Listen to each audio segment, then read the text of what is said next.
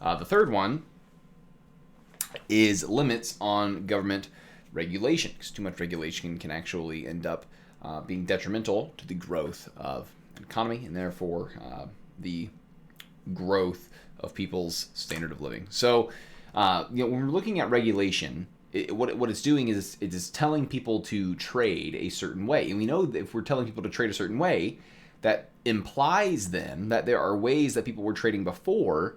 In a voluntary society, people were trading voluntarily, doing things that are now not being allowed, right? And we know that since voluntary trade always creates wealth, this inhibits those trades from occurring, and therefore decreases the wealth of the individuals, and then therefore the society at whole. Okay, so when we are regulating, it may not just be just trades, but it could also be that we're preventing the entry into a business, into an industry, into a certain type of job or an occupation. And we see this through, governmental licensing, through certain forms. You may have to fill out certain fines you may have to pay, or you may have to pay the government to perform a service. So this licensing can prevent trade. It can sometimes prevent competition as well. One good example of this is we've seen this as Uber has gotten more popular over this last half a decade or so, where as Uber started moving into cities like New York, before, if you wanted to own a cab, you had to purchase essentially, I don't really want to call it a permit per se, but there were a certain amount of licenses for being a taxi handed out each year. And if you own one of those licenses, you could operate a cab. And typically what would happen is that you'd have these taxi companies, they'd buy them up, and then if you wanted to, run a taxi, you'd have to then purchase one of these, right? Instead of just, being a person where you could go out and then, get in your car and then take somebody somewhere, like you can with Uber, you had to, purchase this piece of paper from the government that said that you were able to be a taxi. And of course, their argument for this is, we don't want too many taxis going around because then the streets will be really congested, right? But of course, Uber came around and you had literally as many people driving people around as people wanted to do. And I'm curious if it actually affected the traffic. But I can imagine that, based on everyone's pushback from this, that it typically wasn't really doing that, right? It was just the taxi people that work for the taxi, the businesses, they were upset because they were losing their monopoly status, right? So that's one example of how licensing can keep out competition and how it can prevent people from entering into the business. Another example is people like me, right? If you want to be a teacher at most schools, public schools, you have to be licensed. You have to have a license to teach, which just means that you have to go and you have to take certain tests on a computer. You have to have a degree from a certain school, and that enables you to get your teaching license, right? So that makes me, it keeps out other people that, maybe didn't go get the right degree from the right school, so now they have to go and do that, right? It could be that they, maybe they're struggling, maybe they're not a good tester, I don't know. If someone can't pass the test that I had to take to be a teacher, I don't know if you should be a teacher. They are relatively easy.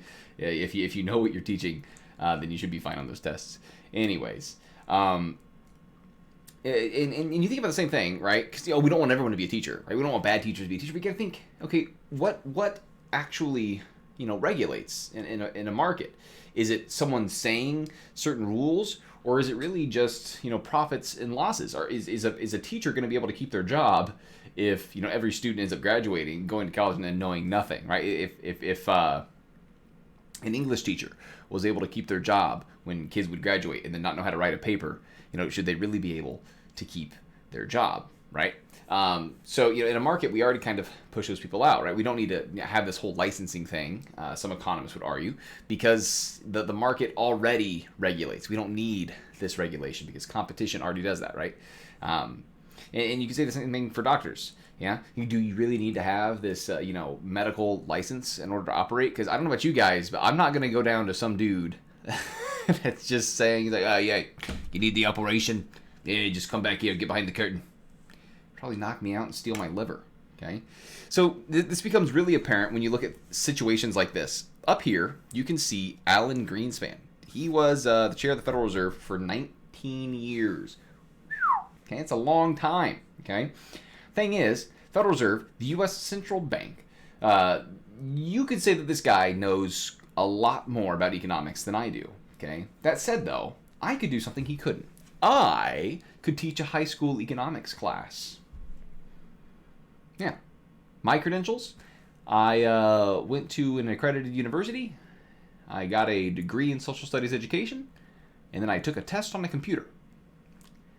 So, you really got to ask: is the regulation really making it so that we have the credentialed people, or is it just the people that go through the hoops and file the forms and do all of this red tape that is required of us? Okay, so regulation can very obviously. If Alan Greenspan wanted to be a teacher, he would have had to take the test on a computer. He would have had to make sure he went through the program in order to become a teacher. Okay, so this does limit, indeed, it does limit people from becoming a certain occupation, or certain businesses from entering a whole industry, right?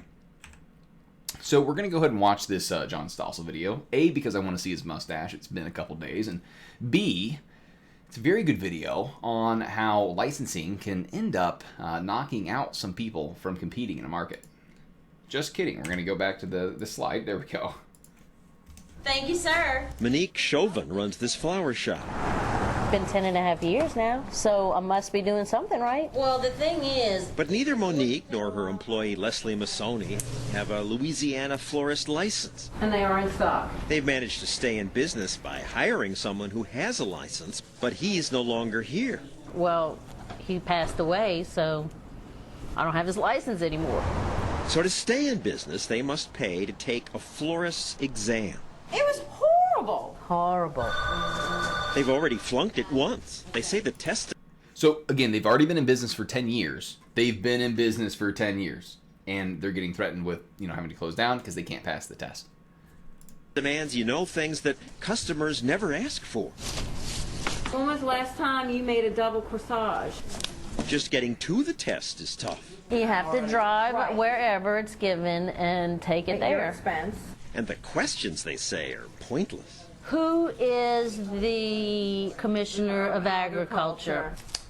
And the flower questions are bizarre. Is it an asymmetrical arrangement, or is it a line arrangement, Yeah, or exactly. is it What are a... your line flowers? What do you Do like? you know what a line flower is? Exactly. Why would you care? And You care. so... see it and you think it looks good, you buy it. Basically, I want something very... And that's how they've stayed in business for years. They do what their customers like. You could see how... But the test requires knowledge of bizarre contraptions like this cramping machine. So, again, the regulations, it's not about what the consumer wants, right? It's not about what the people want. It's about what the government is telling people they have to do, yeah? We don't ever use it. You never, ever... Well, I'll never use that again as long as I live. And it's dangerous. Get it in there. I've had it for 10.5 years. Crimp it. It makes a big difference. It's a weapon now. It's a I don't weapon. even have it to show. Also, the test requires them to make a bridal bouquet by cutting off the stems and replacing them with a wire, something florists rarely do anymore. If you had to wire every piece, it's not in water, so it's going to die quicker too. This way it stays in water, you trim the ends, you keep it in water until you're ready to bring it to the bride. How can you tell me that I'm not doing something right? It's art. Because that's the law. If they don't get a license... They can close me down. We're joined now by Monique and Leslie, as well as Mike Rome. He's on the board of the Louisiana State. Look at this man. He's so upset. He got pulled into a trap. Oh, no. Florist Association. So, who are you to tell them they need a license, or you'll shut them down? Well, basically, the license came from a law that was passed in 1939, and the idea was to protect the basic knowledge and the basic chain of life of flowers from the grower to the consumer, to improve the quality and maintain the quality of the product that the consumer buys, because many of these products are not done by visual look. A lot of times it's you phone them in, or they're done over nowadays the internet and so forth. So we would like to see what the purpose of the law is to maintain that the temperature of the coolers is correct, that the But so what if... So he's taking a whole lot of words. This gentleman is taking a whole lot of words to essentially say we have these regulations because they protect the consumer. Because we made these laws back in the day when people may not be going into. I say back in the day because people may not go into the floral shop today. But people they may not go into a floral shop in order to buy flowers. So we want to make sure we're protecting the consumers. Listen to what Johnny Boy has to say. If it isn't, Well, you as a consumer are going to get a lower quality of the product. then I that you won't patronize their business. get. That's correct. But there's other reasons why you may or may not patronize them also. This is to, if you're going to hire a plumber to do a plumber's job, you want to make sure that the type of what you get is the best possible job you could get. You bet, but why would a state licensing test determine that better than the constant trial and error of people going to this florist or not going? Well, it's a basic knowledge test. Competition, right? It assures that someone in that shop has the understanding of the principles and practices of floral arranging and the mechanics that are involved to give the best product that is available. And how come no other state feels the need to do this? Well, many other states are looking at this. In fact, there's a national program going on called the Certified Florist Program, so that they can have some What's up kind there? of assurance when they call another shop. If there's a certified florist there, then they can get the quality that they expect. Why does it assure me as a customer if they know who the state agriculture director is? Well, that's just one of the questions on the test. I mean, it's kind of important to know who is the governor or the governing body of it. But I mean, it's only one of about 100 questions that Poor are on guy. the test. Isn't this just a way for You you can see that he's starting to smile. He's like, I don't even believe what I'm saying. established florists to keep competition out? And they don't let him answer in this clip. What do you guys think? Do you think that this regulation is just for certain florists with the license already to be able to keep out florists that don't have their license? That's what we see a lot of times. Not just in regulation of the flower industry, but in other industries, the people that regulate these businesses, you'll see the people that write the regulations actually end up later on going on to become people that work at the very same businesses. They had a role in regulating. So there is a little bit of a suspect. I don't know, motives that are a little bit sus. Okay, so we can see that not only does regulation keep out people that are more credentialed, it also keeps out people that are just perfectly fine credentialed, because the market, these ladies, they've been having their flower shop for 10 years. They've been existing and selling flowers, yet they're just because now they can't pass this test, that means they have to shut down. Not because people don't like their product, right? People are buying flowers from them, but because they can't get a piece of paper that says I'm a licensed florist. And another thing that I was kind of hinting at here, but there's some ambiguity that you introduce with regulation, okay, as people are coming in. And this, then there's now an incentive. If you're a business, you can kind of get away with some things. So it may not be that you even care about the regulations. You may care about making regulations, or maybe you contribute to someone's political campaign if you can get regulations that are then in your favor, right? Or regulations that benefit you, right? So let's go ahead and go on and start talking about unemployment, like these two ladies, unfortunately, are going to be experiencing.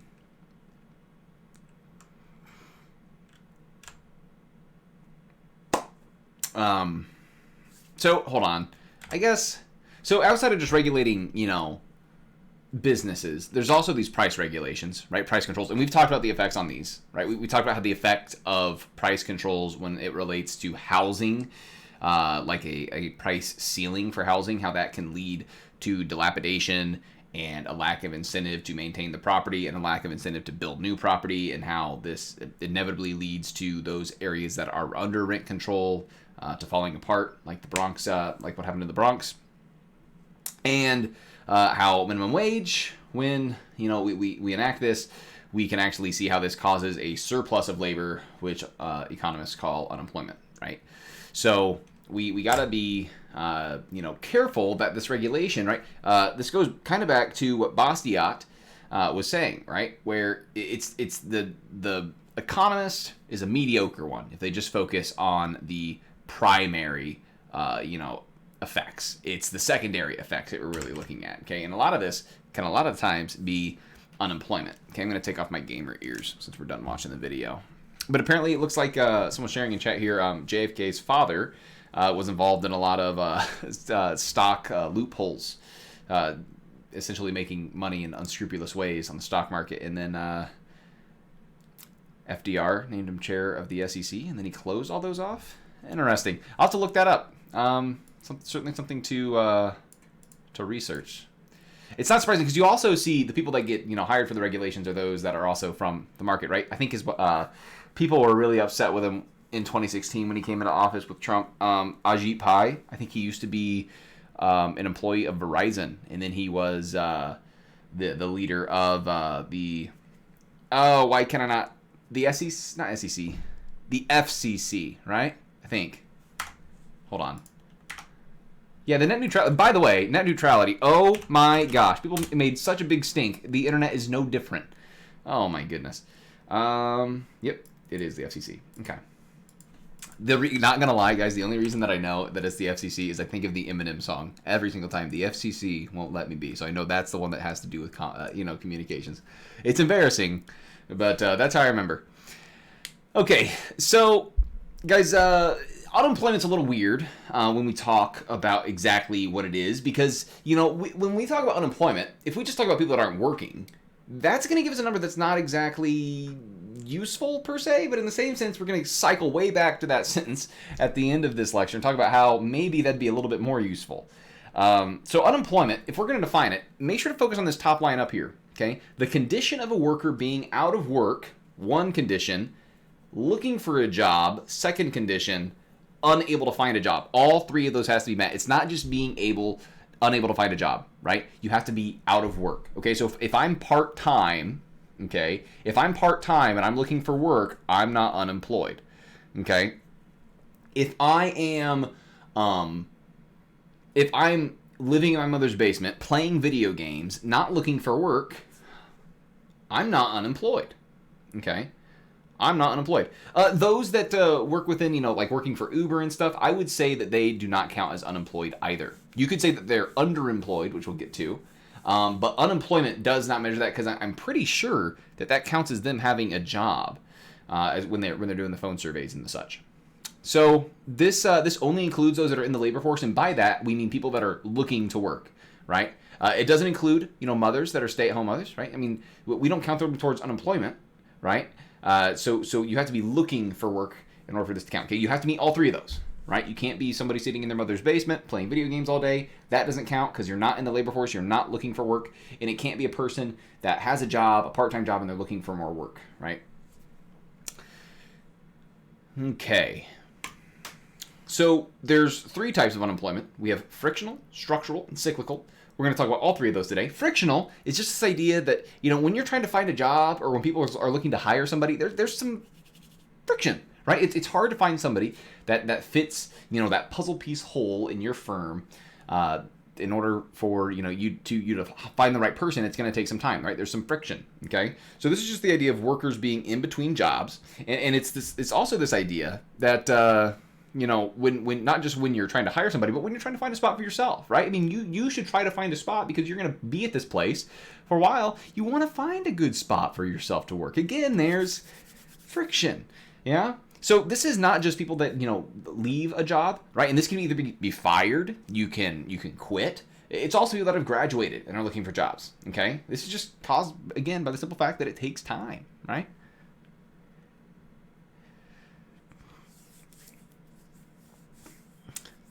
I've never thought about that incentive, Darth, but why, saying that this is why government pushes young people into university, helps them massage the unemployment figures. Because you're right, yeah, people that are graduating, high school probably have a lot harder of a time finding a job than someone that leaves, college, because I guess they're more credentialed. And, if you're not going into the workforce, if you're going into university instead, you're not looking for a job. So, hey, look at that. You don't count towards the unemployment rate. Yeah. So frictional unemployment, you're just in between jobs, right? This is people that are fired, quit, or are, graduating and looking for a job now, okay? So then the next type of unemployment we have is structural unemployment, okay? Now this is just where we're going to change the way we produce stuff, right? Here in the United States, in auto manufacturing, over the last, I don't know how long it's been, 20 years?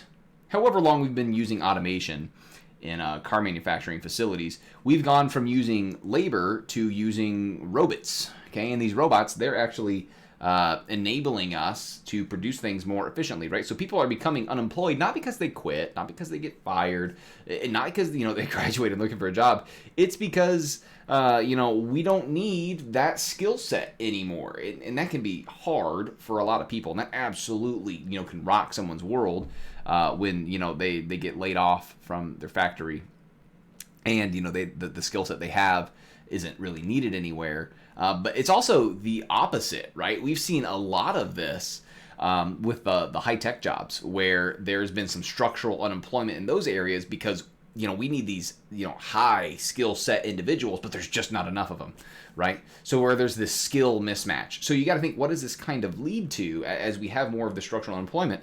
It kind of incentivizes those to, kind of go to school or maybe, work alongside somebody and gain the education, the resources, and skill sets that you need in order to have the skill set that's desired that's causing that unemployment, right? The sad thing is, though, when you look at the people that are affected by structural unemployment, a lot of times this is going to be, older individuals. And if I'm in my 50s, right, and I've only worked in a factory all my life, and that's the skill set I have, and all of a sudden now that's not transferable anywhere else, is it really worth it, me going back to school?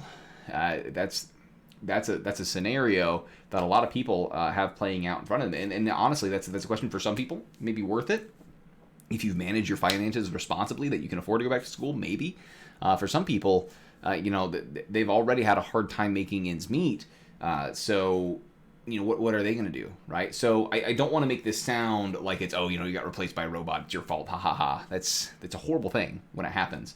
And this can also be, instead of us replacing people with robot, let's say something happens, over, here in the States, and it's now cheaper to make something overseas, right? We've seen this with the sugar quotas. We talked about this in the earlier part of the book, where because of the sugar quotas here in the United States, companies like Oreo, some candy manufacturers, chocolate manufacturers, they moved their production to Canada and Mexico just because sugar was cheaper there. Or as, Stalin's bringing up, why should we, pay someone here in the States to make it when we can have some kid overseas make it, right? Because the kid's going to be working anyways, so are we going to be the person that employs him, or is he going to be employed on a farm somewhere, right? Does structural unemployment only occur when advancements in production render certain roles obsolete? It could be that. It could also be, as Stalin was saying, it could be different laborers. It could also be different laborers coming in, right? The structure of our economy is changing. It could be that immigrants are coming in and they're able to do, they have the same skill set as you, but they're willing to work for less. That could also be an example of structural unemployment. I guess I should say that's an example of someone becoming structurally unemployed, but I wouldn't necessarily say that would contribute to the structural unemployment because, instead of the immigrant laborer being unemployed, it's now just the native laborer being unemployed. And if the native laborer kept their job, it'd just be an unemployed immigrant laborer, I suppose. Not sure. That's a good question. Yeah, as another example, right? Ford has, outsourced some of their labor to Mexico. All good examples. So essentially, just to recap here, frictional employment, you got fired, you quit, you graduated. That's why you don't have a job. Structural, we've changed the way we've made things, okay? That's why you don't have a job. Then we combine these, okay? Because guys, whether we want it, whether or not it's happening to you, this is... It hurts to say, but this is kind of one of those things that we talk about in economics called creative destruction, right? It sucks to lose your job, right? But think about it. McCormick's Reaper made it so we went down from having like 10 guys, taking a scythe through a field to just having one dude on a horse and buggy with, the McCormick's Reaper thing on the side, one guy harvesting the whole field, right? There were a lot of people losing their jobs, but it also meant that we were so much cheaper could we supply food when the McCormick Reaper was invented. In the same way, we're able to make all of these things that are being automated way cheaper, and that frees up that labor to go elsewhere, right? So this is progress, right? This is going to happen, whether you want to lose your job or not. There is going to be structural unemployment, right? And it's a fact of life that people are just going to be in between jobs, right? You don't like your boss. You want to go to another career, maybe. You want to do a career switch. There's always going to be frictional unemployment. There's always going to be structural unemployment. So we put these two together like little Legos, and we get what we call natural rate of unemployment. Okay, we're always going to have unemployment. Okay. And this is, on average, about 4 to 6%. Okay, some people just say, oh, it's around 5. I don't know. Maybe I should say around 5. Maybe 4 to 6 is good enough. But this is considered natural or normal. Okay, one of the reasons that people were saying that we were in a bubble, that things were kind of too good to be true with the economy just before COVID, is because we were at like a 3.5% unemployment rate, which is incredibly low, right? If 6% can be considered on the high side of normal, then 3.5%, that is crazy low, right? You have to kind of ask what is going on that can be a thing, okay? So this is the natural rate of unemployment, right around 5. We consider normal, right? And this is just kind of, I don't want to say it's a fact of life, but we're going to have unemployment because people are in between jobs. We're going to have unemployment as we continue to grow as a society, right? We don't need travel agents anymore, right? There's this word concierge. People aren't even going to know what that is here in like 10 years, right? Some of you may not even know what a concierge is.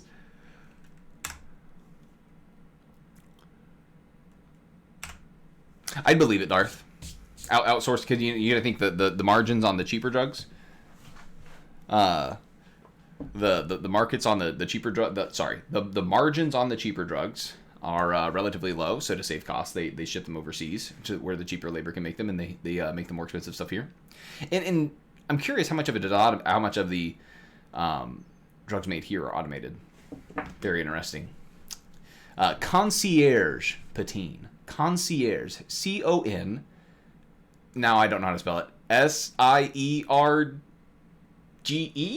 Question mark? Don't know. Anyways, the third type of unemployment is cyclical, okay? This is when a business cycle contraction causes businesses to lay off workers. Now, if only I had an example of a business cycle contraction leading to businesses laying off workers. I don't know. Do I have an example? So, to be fair, right, I am tempted to say that, with Corona coming and causing the recession that we're going to be finding ourselves in. Don't know if the data's come out yet, whether or not, GDP has decreased for 2 straight, quarters of the year. But certainly, in 2008, when the economy tanked, essentially what happens is that, do I have a picture of a business cycle on here? I don't think I do. So let's Google business cycle. Because I think normally I draw this on the board when I'm in class, so I apologize to my virtual students. Okay. That is too small of a picture. This is too blurry of a picture. This is the picture that I actually use in class. So here we go. Okay. So here's the deal. A business cycle is essentially when we're measuring real GDP adjusted for inflation on one axis, and we're measuring time on the other. And in general, if you think about, in general, in history, what's happened to our real GDP? Well, it's increased, right? I mean, we're way more productive today than we have ever, I don't want to say than we've ever been, in this current moment with us going through a, contraction. But we are relatively more productive than we were, historically, yeah? So this is our trend line, okay? We've always trended up in that we've, as time has gone on, we've increased our production, yeah? So a business cycle is an expansion, and then we contract. Some people call it, just a recession. Okay, an expansion, contraction, done. Okay, expansion, contraction. Okay, so we have these low parts here. We call these troughs because you hit the bottom. Okay, and then where the GDP stops increasing, we call that the peak. Okay, and then you have a contraction again. Okay, so expansion, peak, contraction, trough. Expansion, peak, contraction, trough. You see, The peak is labeled that because this is the highest point in the business cycle. Okay, it peaks, right? Just like some kids in high school. Okay, hopefully not you. Okay, but some kids certainly. Now, a cyclically unemployed person is a person that maybe gets employed on the expansion, or maybe they got employed way back, many years ago, and then for whatever reason, because the economy's going down, because we're producing less, their firm can't afford to have them hired anymore. So they lose their job, not because they're a bad worker necessarily, not because their job is getting automated away. Okay, they're not getting fired, they're not quitting, they're losing their job because the economy is taking a giant dump. Okay, that is why you're losing your job in cyclical unemployment. Okay, so some people that may be losing their jobs, that this is what some economists have wondered. Okay, how many people are losing their jobs because they couldn't afford to operate because of the corona rules, and how many people are losing their jobs because the economy's taking this downward spiral, and they can't be employed right now with the lack of demand for goods, right? Because people just aren't buying their stuff.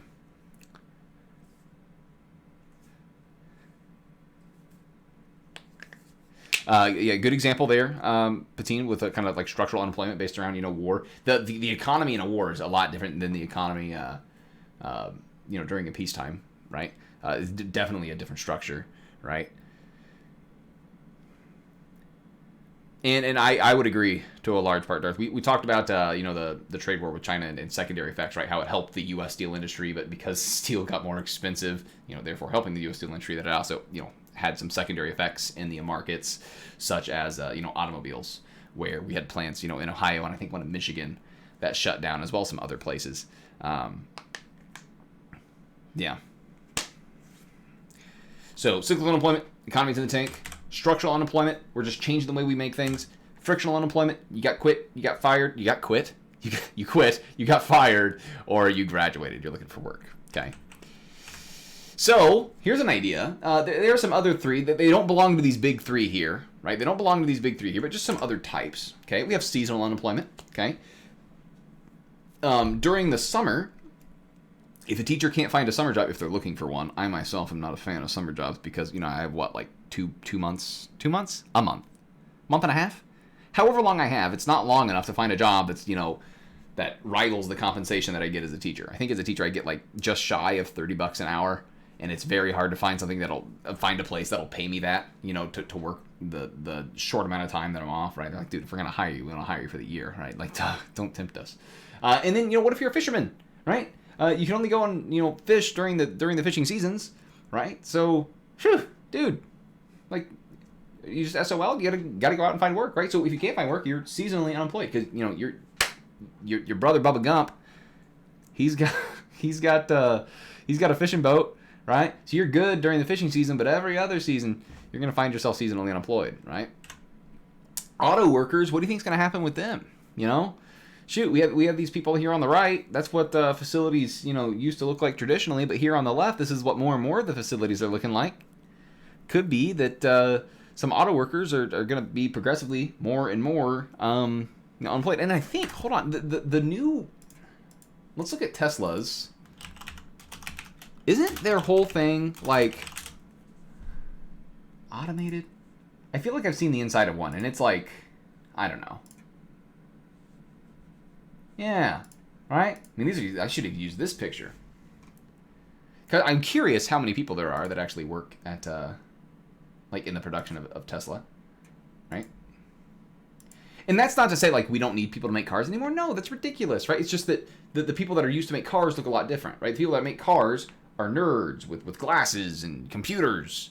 The people that make, cars in this picture are, big, brawny people that can lift more than I can. And they get oil on their fingers and stuff. That weirds me out, right?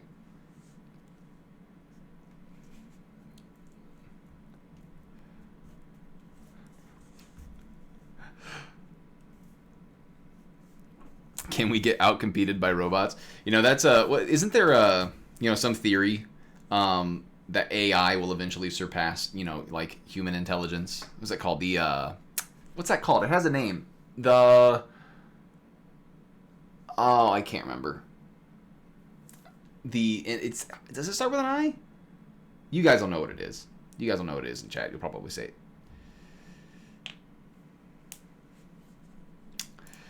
Okay. But look what's happened to farmers over the years. I mean, we're talking now about how horrible things are for auto manufacturers, because auto manufacturing used to be quite the job here in the States. Manufacturing in general, working at a factory, used to be the business. Matter of fact, it's funny, people went to the manufacturing because they were structurally unemployed in the farms, right? You used to have these guys up in here on the top, right? They used to go out in the fields and they would, thresh all that wheat, right? And then McCormick's Reaper comes by. Look, you have one dude on a horse doing these guys' jobs. So we had farmers becoming structurally unemployed. They went to the factories. Factories were able to spring up because the labor was so cheap, because there were so many people looking for jobs. Dude, I'm curious. Like, there's a lot of people that are, doom and gloom, saying that, oh my goodness, it's going to be horrible once automation takes over and all of these people are, unemployed. But, I don't know. We found something to do with the cheap labor before. I'd be surprised if we don't find something to do with the cheap labor again. I don't know. Right? Could it be that the people that are auto workers today are going to be working at, what would have been, the manufacturing facilities of this time, right? We just don't know what the manufacturing facility is at, right? When people started becoming unemployed, we didn't exactly know what the future held, right? Is this the T101 model? I don't know. Yeah, and don't get me wrong, right? As you're saying, Patine, yeah, like this sucks for an individual, right? Losing your job is horrible, and it's a horrible feeling, especially when you have people depending on you. But it sucks, right? Absolutely. But everybody else, okay? The individuals that are unemployed, absolutely horrible. Everybody else, though, all the rest of humanity, better off. And not just humanity now, but humanity in the future, right? We are better off today because these farmers became unemployed. Not necessarily because they were unemployed, right? We didn't just, make them lose their jobs, because wheat became so much, things that were being grown out of the ground became so much easier to harvest, right?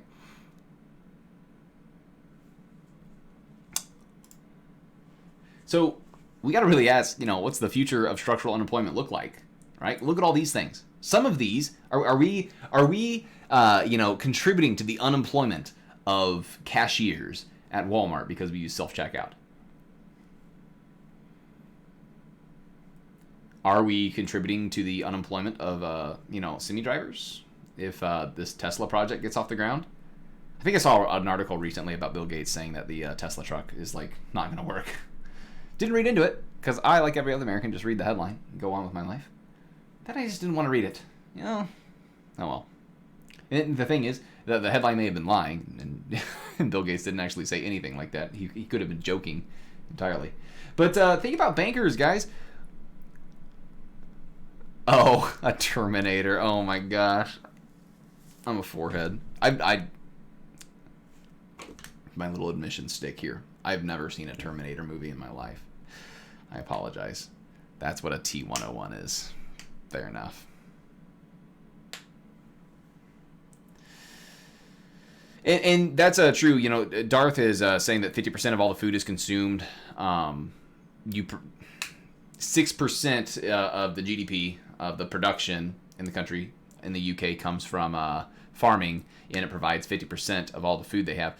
There's also an interesting statistic that, before the Industrial Revolution, 99%, some obnoxiously large, majority like that, 99, I'll say it, and you can look it up if you want, prove me wrong later if you want to, but 99% of people were farmers. After the Industrial Revolution, we have things like today where a significantly small, like less than 5% of the population here in the States farms.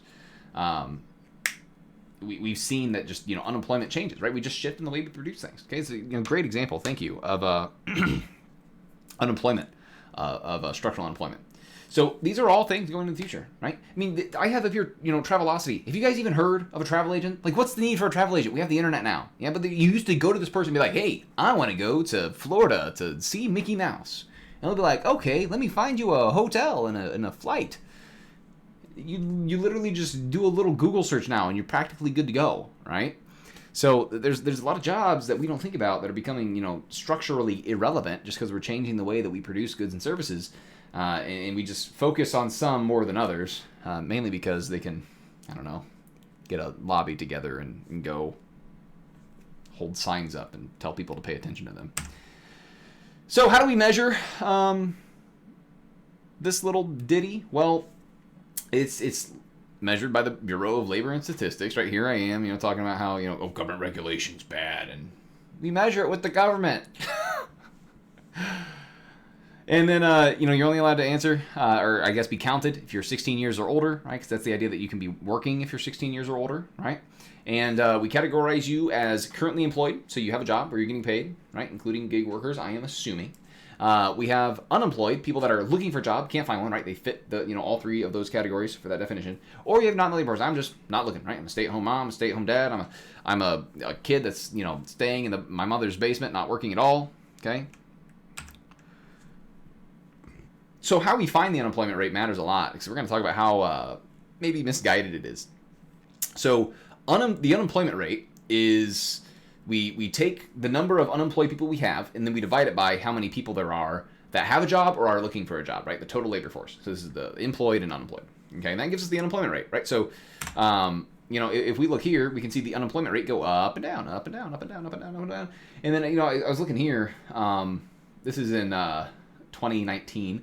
And people were freaking out because they're like, oh my gosh, the unemployment rate is like 3.9. The lowest it's been 3.9 is in like the 70s. Or 60s, they say. In the 60s. And then I think it continued to go down to like nearly 3.5. Crazy stuff, right?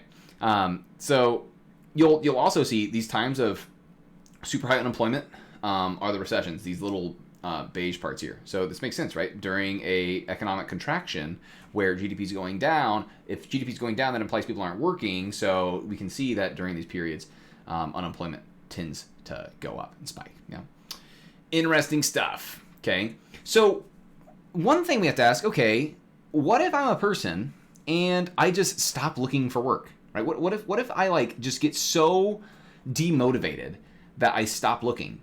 Right? I can't find a job.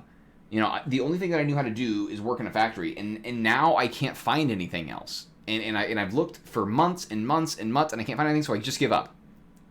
Think about this, folks. What just happened to the unemployment rate? Did it get better or worse?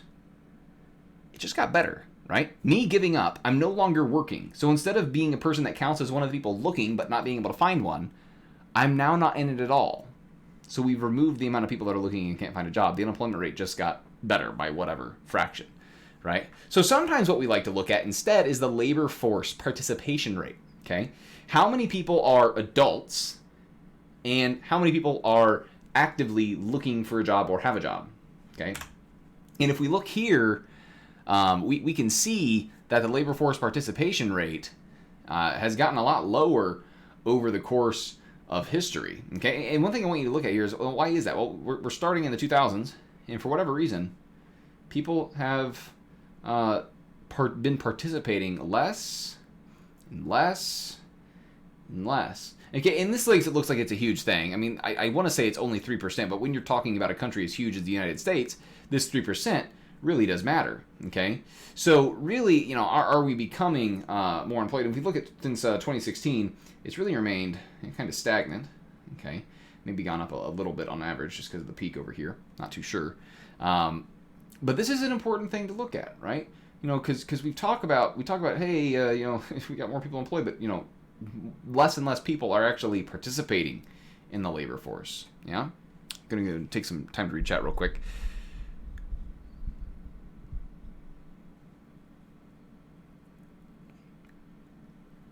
Yeah, very hard to compete against robots. Absolutely. And that's why, you got to kind of think, okay, where's the leverage? Do you try to do the man that tried to... There's a Disney movie with the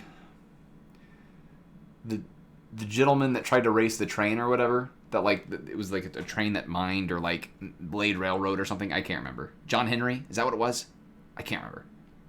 So do you try to be the John Henry, or do you just go to another industry, right? Think about, where the most leverage is. Because ultimately, you're playing a game where you're being, chased by someone who's going to catch up with you, right? There's no winning, right? The robots will win.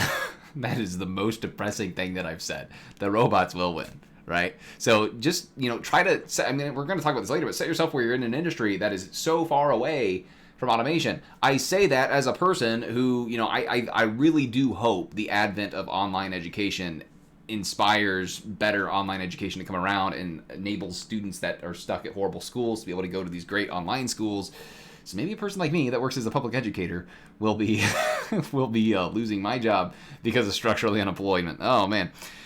I think part of structural unemployment too is whether specialized university degrees have value for rapidly changing. Yes, I feel like I'm already, like, I'm at a business school for not even a quarter of a year, and I feel like I'm already behind in with my degree, just in management, just because there's so many things in a company that need managed constantly, and that's why I'd like to, without waiting too long, to be able to go and work in I don't know, get some physical management experience, maybe something, I don't know. I'll be an intern during the summer. That's what I can do with my summers. Goodness gracious.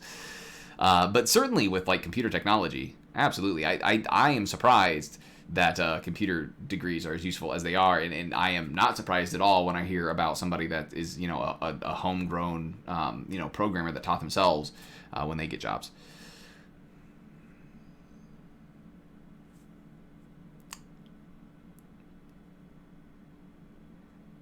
The spike in unemployment rate, if that's a 92, yeah, I wouldn't be surprised. You also notice there's a spikes in 2008. Is there a spike in the?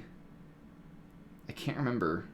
I want to say this is when we had another thing happen overseas. One of these back here, because we had, I think it was in the 80s. We had that stagflation because OPEC cut us off from our oil.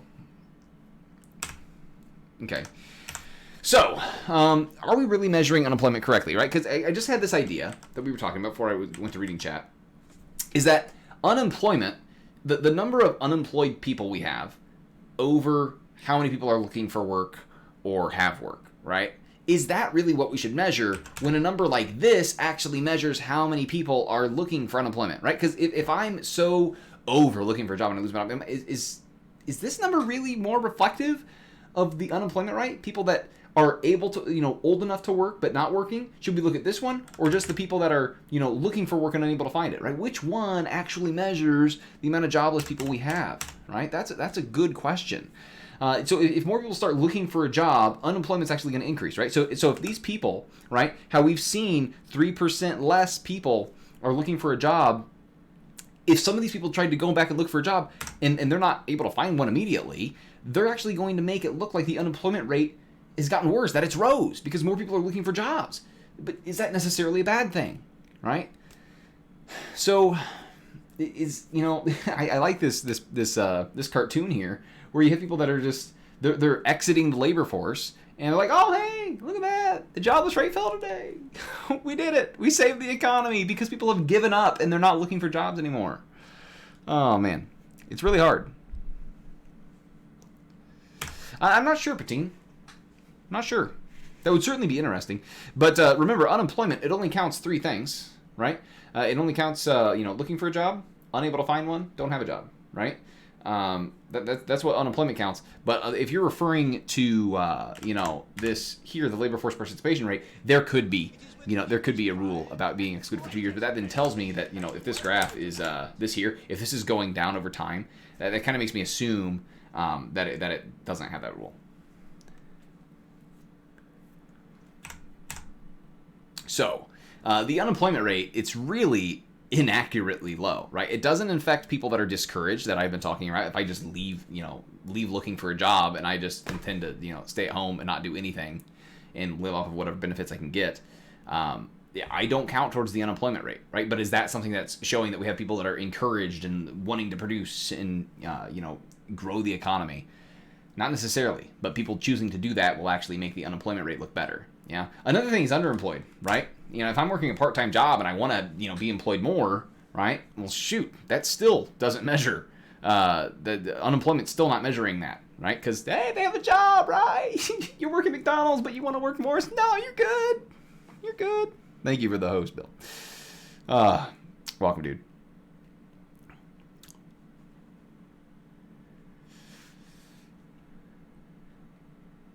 Yeah, and another thing as well is that some people are affected by unemployment a lot, right? For some people, it's a lot harder to find jobs than not. Yeah. So, if we look at in 2019, I looked it up, and it was, we talked during this time, unemployment was, significantly low, right? We're talking like below 4, most likely. You're probably just above 4, but the discouraged worker rate was like 7.2, right? So is that something that's very proud? Because I know people were, freaking out back in 2008 when we were approaching a 10% unemployment rate, and here we are at 7.2. If we just use a different metric, we all of a sudden look like there's something alarming, right? And this is when the economy was doing really hot. We had a 7.2 unemployment rate, discouraged worker rate. I'm very curious what it is now. I know there were our unemployment peaked. What did unemployment peak at in COVID unemployment peak? Let's say rate peak, because I can't remember where it peaked at. Come on, be in the search results. I don't want to click on a link. Wasn't it like dang near 20%? Oh, God. I just want to... I hate this so much. All I want to do is have an interactive lesson where I can look up stuff on the fly. Because my thing is, Broken, you're coming in here and say 30%. I was hearing economists say that like the real numbers were a lot lower. Sorry, the real numbers were a lot higher. Because when you include things like discouraged workers, it totally could get up to 30%. I think the numbers, and of course it's a snapshot of when the shutdowns were, right? It's just a snapshot. So that normally when we look at unemployment, it's averaged across a longer time. Or I guess all the unemployment figures are snapshots because it's the survey going out. But this was, they were recording at a time where you would expect to see, huge unemployment rates. But it looks like 13% in May. But if we were to include the discouraged worker rate, I imagine that these numbers were actually probably closer to 20%. That's what I was hearing, from Bob Murphy. He is a podcast that I listen to. And from the folks that he was talking to, he was saying that it was closer to 20. U.S. government apparently estimated as high as 16. I wouldn't be surprised. This year, the COVID-19 recession is comparable more to the Great Depression of the 1930s when unemployment rate has reached 25%. Things apparently didn't get that high. I swore that I saw things near 20. Oh well. And of course, depending on the person, you're going to be impacted by the recession more. The unemployment rate for restaurant workers at one point was 100%, right? So it really does matter who you are. Really does matter who you are, right? If you were a hotel worker, your unemployment rate was 100%, right? So it really depended on the industry, right? As Broken's saying. Yeah, absolutely. But welcome, guys. It's good to see you in here. Yeah, because we're talking averages here, right? If you were a person that worked in an office and you could work remotely, the unemployment rate for them during this time was probably a lot lower, right? And of course, another thing, dude, with the government stimulus that went out, if you were a small business and you could hire people remotely, maybe people in those industries, I don't know, like office workers, maybe their unemployment rate, I don't know. That's rambunctious to say. I feel like that's too much of an assumption. But I was going to say that maybe their unemployment rate, actually dipped because they found it easier to find jobs because the money to hire them was being given so freely. I don't know. Anyways. This video does such a great job talking about unemployment, so let's go ahead and watch it. Welcome Putting on my to gamer another ears. exciting episode of Are You Unemployed? Here's your host, the Bureau of Labor Statistics. Hello, jobless Americans. The unemployment figures have been released, so it's time to see if you're officially unemployed. Let's meet our contestants. Contestant number 1, you were recently laid off. Have you found a new job? No way. No one's hiring right now. I haven't even bothered to look. She's not looking. I'm sorry. You are not in the labor market and therefore are not officially unemployed. Gotta look at the rules, lady. She's out of here. Contestant number 2. It says here you lost your job as an auto worker. Have you found a new one? No, not yet. The industry isn't doing so well. I need a job, but I stopped looking because the plant's closed down. Oh, not looking. Oh, I'm sorry. You're not working, but you are not officially unemployed either. Contestant number 3, you were an airline pilot until a recent downsizing. Have you found work? Well, I'm still looking for a real job. All I could get was 4 hours a week at the home center. Oh no! That 4 hours counts as employed. Contestant number 4. He's got a job, right? Stockbroker. Not Found unemployed. another? No, I haven't yet. But I did look in the classifieds last week. I'm genuinely curious if, like, not applying for a job, I think just looking does count for looking for a job. Congratulations, contestant number 4. You get to be counted in the official unemployment rate. Oh, Neff. But what about the other contestants? They're jobless. Why don't they count? They're Well, jobless. If we included them, that would make the number much worse. But we can't go around including millions more Apparently during the recession in 2008, if you included all those things, it'd be 17. jobless Americans. It could start a panic and we'd be totally screwed. This program has been canceled. So in the same way, you know, what would that number look like here with COVID? That's where people like Broken got that 30% number from. That's where I was hearing that, you know, over 20% number from. Because if you do include the people that are, you know, jobless to a certain extent, you know, it certainly does certainly look like there is a higher number, which may freak people out a lot more, especially when we talk about, you know, that natural number being about 5%, right? Phew. A lot bigger of a number. Okay, it really depends on what you do, right? So what can you do about it, right? That's an important thing to do, and this is a conversation that I like to have with my students in order to prepare them, in order to help them do the most they can to avoid the tragic, you know, circumstance that is losing your job. Because, dude, I tell you, like, it is the worst thing. I remember, you know, one of my least favorite parts about growing up was probably in the early 2000s, I would imagine. You know, my mom lost her job at a factory, right? So, yeah, I think she ended up, you know, thankfully it was the best thing that ever happened to us. She ended up getting a job at the university that I ended up going to and not having to pay tuition for. So, you know, I had no, you know, we had no clue that was what was actually happening, but the hardship during that time was immeasurable, right? So, what can you do to avoid being unemployed, right? So, frictional unemployment, right? This is getting fired, quitting, or graduating. So what can you do? Well, dude, let's like make sure that before we quit, we have a job lined up. Before we graduate, we have a job lined up. What about the whole avoid getting fired thing? Do your job, okay? Be a person that people want to work with, right? That matters a lot. If you're showing up late, right? If you're not doing, you know, good work, you're probably liable to be getting, you know, fired, right? So frictional unemployment is probably the easiest to avoid just because you can, you know, prepare for it. If you're a good worker, if you're a bad worker, you're going to find yourself consistently frictionally unemployed, okay? What about structural unemployment? This one's really hard, and Darth really nailed it here. He said transferable skills, right?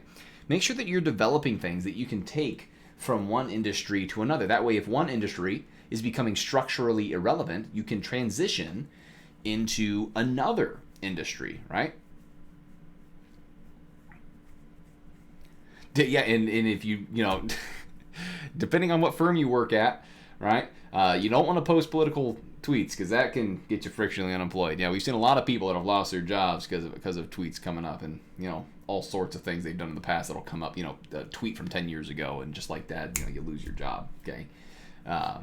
But structural employment, gain transferable skills, right? And also kind of do like do some critical thinking, right? If you think that, you know, if you see that this automation is happening, should you really be preparing yourself to go and work in a factory, right? It is absolutely true that generations before us could do that and could live a very happy life and a very fulfilling life doing that and have skills that are, you know, very hard to learn. They could do that, but can you do that with how the economy is developing now? Can you do that, right? So develop transferable skills and kind of look into the future, right? Because ultimately, you know, I do not feel bad for a millennial that gets, okay, this is going to sound horrible. I don't want to say that.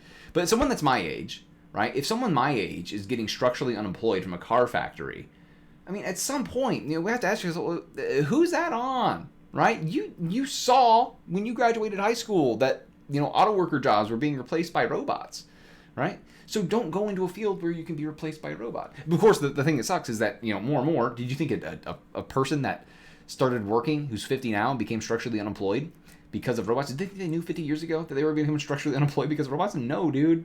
No. They would have been like, oh, like War of the Worlds, that kind of robot? I don't know why I said that a 50-year-old is a Kakona. Oh, well. So, make sure you're doing things that you can, kind of look forward, okay, gain transferable skills, and also make sure you have skills, right? The way you make money is by doing things for other people. So again, do what you can do to be, helping people in a way that they normally cannot be helped, right? Do something individual, do something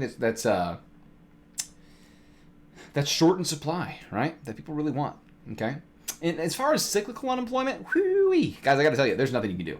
Okay, there is nothing you can do from the economy taking a downturn and you losing your job. Okay, because it's going to happen. Okay, the economy is going to have its ups and downs so far as as long as the Fed is involved, right?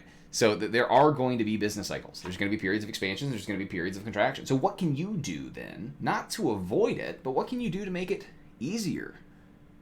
Well, this is one of the things that we're going to talk about as we go on later in the class. But have a rainy day fund. Right? Have that 3 to 6 months of expenses saved up so when you lose your job, you're not just panicking about, oh my goodness, I gotta find a job in order to take care of myself today. It's, I really need to find a job so I can take care of myself in 3 to 6 months after my rainy day fund is depleted, right? It'll make you from going to a heart attack to a large inconvenience, right? And believe me, there's a difference, okay?